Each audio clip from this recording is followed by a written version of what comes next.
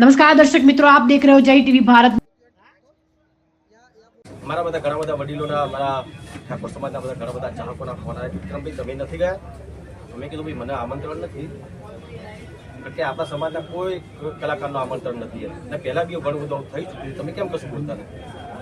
તો મને લાગ્યું ચલો ભાઈ મારા પૂરતી વાત હોય તો હું જવા દઉં છું, પણ આ તો મારા સમાજના કલાકારોની વાત આવી એટલે મારે કહેવું પડી લાવી હતી. વિક્રમભાઈ, ઠાકોરનું ક્ષત્રિય સમાજ એમાં જે હતા અલગ અલગ જ્ઞાતિના અલગ અલગ સમાજના હા હા કોઈ એક પર્ટિક્યુલર કોઈ જ્ઞાતિના લોકો જ્ઞાતિની વાત નથી કરતી, કલાકારની કોઈ જ્ઞાતિ હોતી નથી. બરાબર એ તમે બધા આપણે બધા જાણીએ છીએ, ઘણા બધા કલાકારો પણ કહે છે એવું બધી નાત જાત નથી હોતી. તો નાત જાત નથી તો પછી ઠાકોર સમાજના એના નામો લઈને તમે નાત જાત જ કરી ને. ઠાકોર સમાજના કેમ ના? ઠાકોર સમાજની ઘણા બધા એવા સમાજ છે અને બહુ સારા સારા કલાકારો દરેક સમાજમાં.